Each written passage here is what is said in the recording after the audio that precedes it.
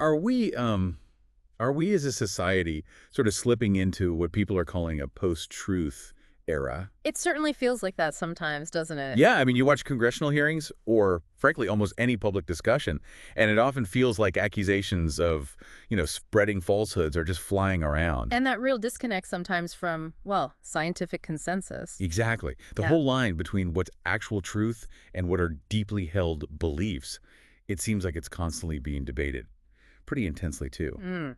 So today on the deep dive, our mission really is to try and unpack these crucial distinctions. What is truth exactly? How do opinions fit?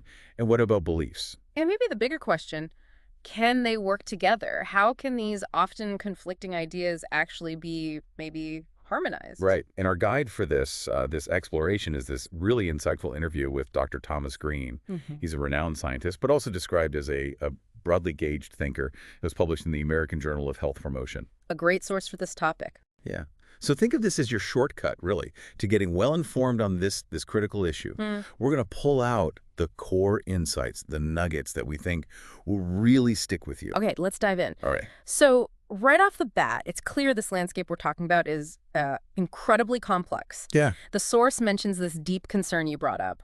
Yeah. Are we slipping into a post-truth world? And what really jumps out is how much political ideology seems to, well, polarize everything, especially public health. That's such a powerful point. It really does highlight the challenge, right? When even things that seem like objective facts get filtered through that political lens. Mm-hmm. Take the American Public Health Association, the APHA. They actually track what legislatures are doing on public health. Right. And for their 119th legislative session in 2025, their list is, well, it's broad. Mm. Strengthening the Affordable Care Act, health impacts of climate change, Protecting access to women's health services, reproductive health care. reducing gun violence, even advocating for humanitarian aid and a ceasefire in the Israel-Hamas war. It covers a lot of ground. It really does. And when you look at the data around this polarization, it's telling. Yeah. Purple and colleagues looked at 15 years of voting records. They found Democrats consistently backed APHA priorities way more than Republicans. So much more. We're talking 88.3% support from Democrats versus just 21.3% from Republicans. Wow. Yeah.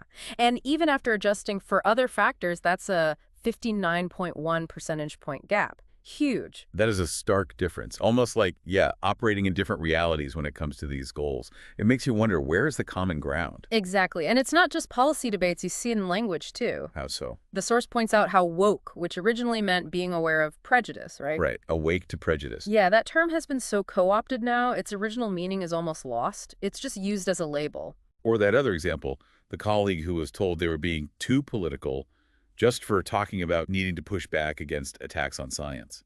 It just shows how deep this tension runs. It's woven into the fabric of these discussions. It really is. And this cultural tension, it's not just in policy or language.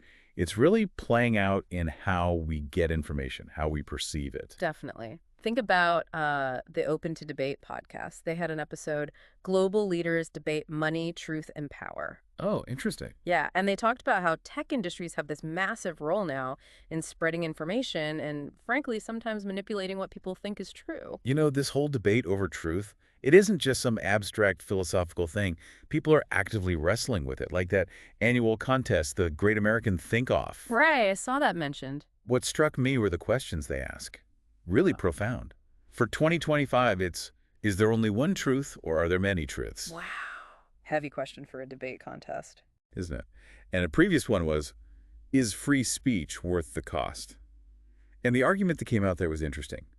That to really protect free speech, maybe people need to be held accountable when disinformation actually causes harm. That adds another layer.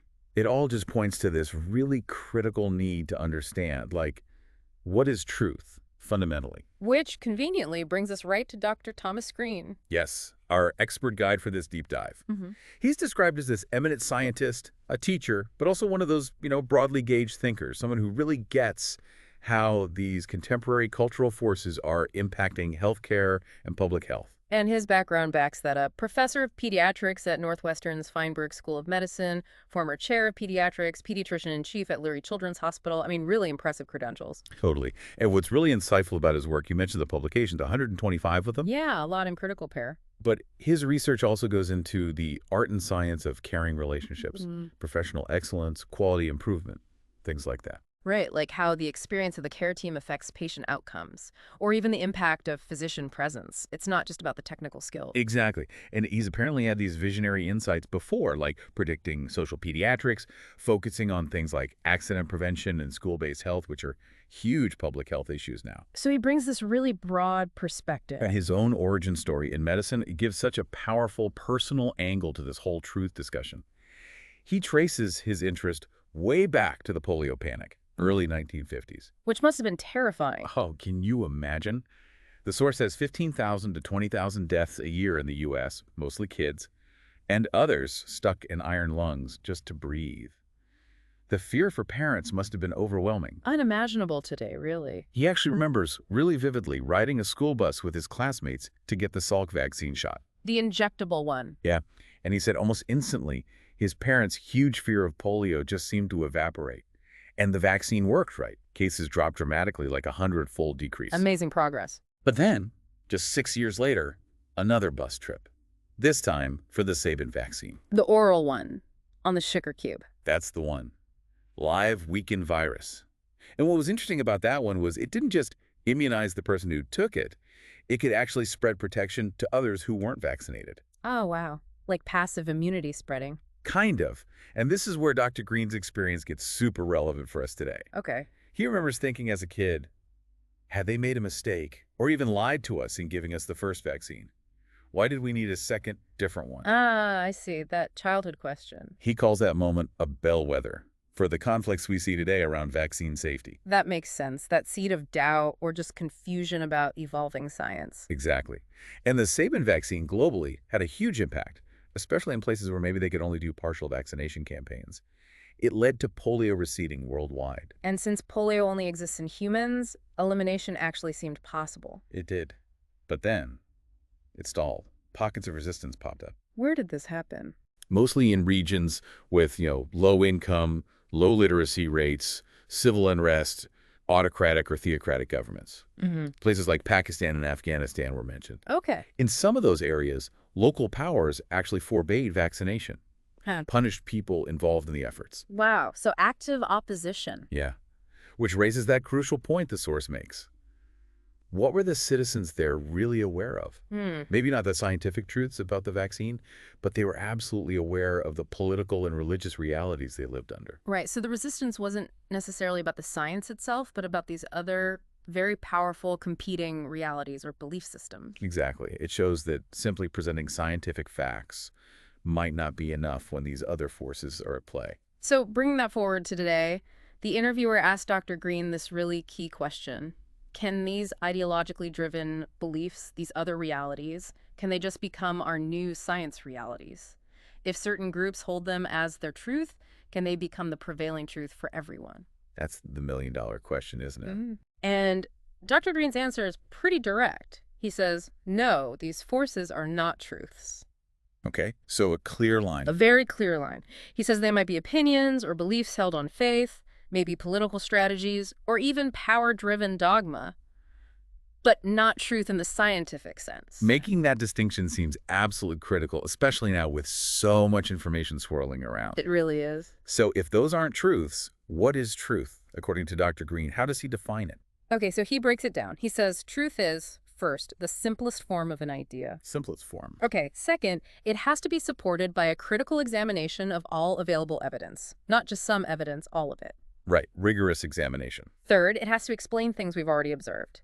And fourth, crucially, it can be tested by seeing if it predicts new observations better than any previous idea, any previous truth. So it has predictive power. Exactly. And maybe the most important part of his definition is that truth can always be challenged with new observations or compared with new ideas, but, and this is key, always backed by evidence and analysis. Okay, so it's not set in stone.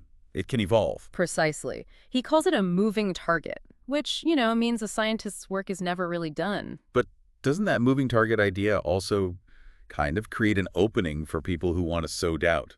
Conspiracy theorists, for instance. That's the double-edged sword, absolutely. Because science does revise itself based on new evidence, that very process can be twisted to suggest the original idea was wrong or that nothing is truly knowable. It's a vulnerability.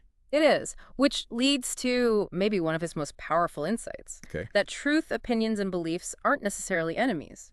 He argues they are all needed and they need to work harmoniously together. Harmoniously.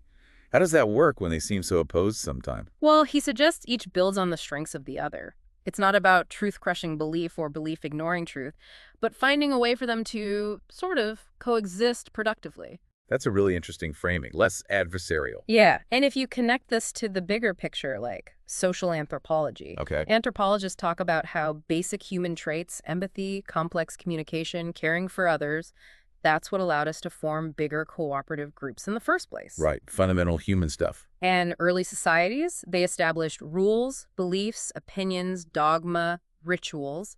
Pascal Boyer is mentioned here. These things weren't just random. They provided guidance, built group commitment, created structure. So beliefs and opinions served a really important social function. They weren't just not truth. Exactly. They provided meaning and cohesion, which helps us understand why belief systems are so fundamental to us as humans. Okay, so that brings us back to that crucial difference then. If beliefs provide structure and meaning, what makes truth distinct, especially if it's always being challenged? How is it different from just a strongly held opinion? The key difference, according to Dr. Green, lies in that compelling, reviewable evidence. Reviewable evidence. Yes. And truth's ability to predict new things, and its fundamental openness to review and revision when new evidence comes along or errors are found. That's what sets it apart. So it's the process, the willingness to change based on evidence. That's a huge part of it. Mm. This characteristic means truth is always ideally moving forward. It opens doors to innovation, to breakthroughs. And he connects this back to human nature. He does. He suggests these characteristics of truth, the pursuit of evidence, the willingness to revise, they actually facilitate our deeper human desires to help others, to reduce suffering, to support the dignity and humanity of everyone. Wow, that's a powerful connection, linking the scientific process to sort of core human values. It really reframes it, doesn't it? It does. So, okay, let's try and bring this all together. This deep dive, guided by Dr. Green's insights. It seems to show us that while opinions and beliefs are vital, they give us social structure, meaning. Absolutely necessary parts of human society. Yeah. True knowledge, scientific truth as he defines it, it's built on a different foundation. It's built on that reviewable evidence and that constant willingness to be challenged and revised. And think back to that polio vaccine example. It's perfect, really. Yeah. Scientific truth evolved from Salk to Sabin based on new evidence and goals, and the resistance that emerged later wasn't always about misunderstanding the science. Right. It was often tied into those competing political or religious realities. Exactly, which is just powerfully reinforces why critical thinking and that relentless pursuit of evidence are so essential for navigating the world we live in now, this information-rich, often very polarized world. It really puts the responsibility on us, doesn't it? It does. So thinking about that, given that truth is, as Dr. Green describes it, this moving target constantly refined by new evidence, how can you, listening right now, apply this understanding? Yeah, how do you apply it to the flood of information you encounter every single day? How can we maybe foster an environment where truth and informed opinions and deeply held beliefs can actually coexist, where they contribute to collective progress instead of just division? What stands out to you as the most important step in trying to achieve that kind of harmony? And maybe more importantly, what are you going to do about it?